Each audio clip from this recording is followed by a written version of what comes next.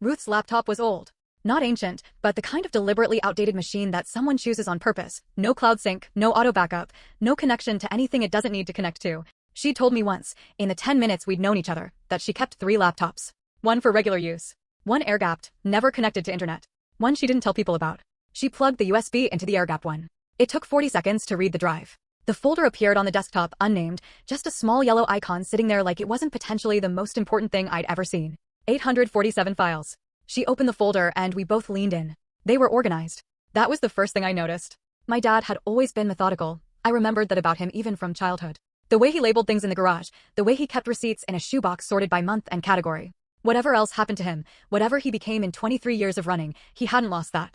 The files were sorted into subfolders. Surveys, altered, 112 files. Transactions, shell costs, 203 files. Personnel, 89 files. Correspondence, 441 files. Evidence log, 2 files. Ruth went straight to personnel. The folder contained profiles. Not official government profiles. These were compiled documents, assembled from multiple sources, the way an investigator builds a picture of someone from fragments. Each file was named with a last name and a year. Harmon _1994. Harmon _1998. Harmon _2001. And 8 other names I didn't recognize. Ruth opened Harmon _2001, and we read in silence for 2 minutes. It was devastating. Methodical and devastating. Transaction records linking Harmon's personal holdings to 3 shell companies. Survey documents with his signature alongside altered versions of the same documents with a different signature forged over his. Photographs, the kind taken from a distance with a long lens of meetings in parking lots and restaurant booths. This is what we had in 2001, Ruth said quietly. This is what your father copied before he ran. I didn't know he had this much. Is it enough? I said. To do something with? In 2001? Maybe. We were still building the chain of custody, still trying to find someone inside a federal agency we could trust. She paused. Now, 23 years later, with half these men retired or dead. She clicked to the next subfolder. It depends what else is on here. She opened correspondence. 441 files.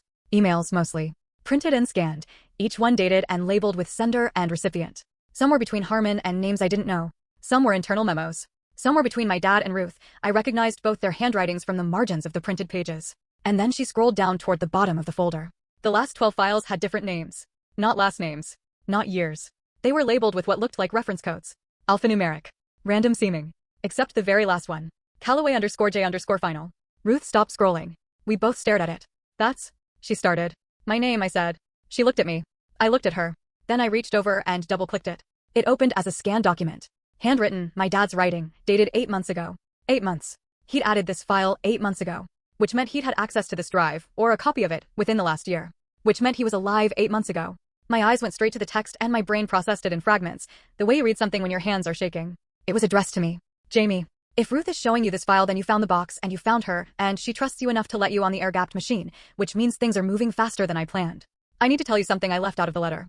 I left it out because I didn't know if the letter would survive 23 years in the ground, and I couldn't risk this information being found by anyone else. The land scheme didn't end in 2001. It didn't end when I ran. It continued, restructured, and expanded. The shell companies changed names. Some of the original personnel retired and were replaced. But the core of it, the false mapping, the access sales, the money, never stopped. In the last 4 years, I've been documenting the current iteration from a distance. I have updated records. New names. New transactions. I've been building a second case. The reason I'm telling you this now, the reason I called you, the reason I sent you to the oak tree, is that something changed 3 months ago. One of the men currently running the operation found out I'm still alive. I don't know how, but I've had to move twice since then, and I'm running out of safe places to go. There's a meeting happening. 8 people in a room, physical documents changing hands, the kind of meeting that only happens when something major is being finalized. I have the date, the location, and I have someone on the inside who can get me close enough to document it. The date is March 31st. That's why I need you, Jamie. Not to come find me, not yet. I need you to be the backup. If something happens to me before the 31st, you and Ruth have everything on that drive. You take it to a journalist Ruth trusts, she knows who, and you go public with all of it. The old case and the new one. If nothing happens to me, I'll make contact after the meeting. I'll come to you. I know I'm asking a lot from a son I abandoned when he was 10 years old. I know I don't have the right to ask anything from you at all. But I also know you came to Bend. I know you drove through the night and knocked on Ruth's door at 6 in the morning. You didn't have to do that. You could have thrown the box away. You could have told yourself it was a prank and gone back to your quiet life in Oregon. You didn't. You have my eyes, Jamie. And apparently my instincts. Be careful. Dad. I sat back in my chair. The kitchen was very quiet except for the sound of the creek behind the house and a bird starting up somewhere in the trees outside. March 31st, Ruth said. That's 6 days from now, I said. She was already standing, already moving to the corkboard above the table, already pulling a map loose from its pin. I know the journalist, she said. I've known her for 10 years. She's been sitting on pieces of this story for 3 years, waiting for enough to go to print. He said if something happens to him. I heard what he said. She spread the map on the table. It was a regional map, Oregon and Northern California, with certain areas marked in red pen. But James, your father has been running and documenting and surviving for 23 years. He's not careless. If he says he has someone on the inside and he can get close enough to document the meeting, he's an old man hiding from people who've been hunting him for 2 decades, I said. My voice came out harder than I intended. He's my dad. And he's alone. Ruth looked at me steadily. You want to find him, she said. Don't you? She was quiet for a moment. He told you not to. He told me a lot of things in that letter, I said. He also said he loves me and he never stopped. 23 years, Ruth. I'm not sitting in my house in Oregon for 6 days waiting to find out if he makes it. Another silence.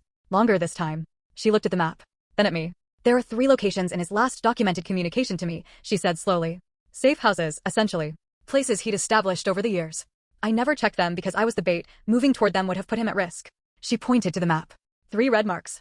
2 in rural Oregon. 1 just across the Northern California border. He could be at any of them, she said. Or none of them. I looked at the 3 marks. Then we start with the closest one, I said. Ruth folded the map. She didn't argue.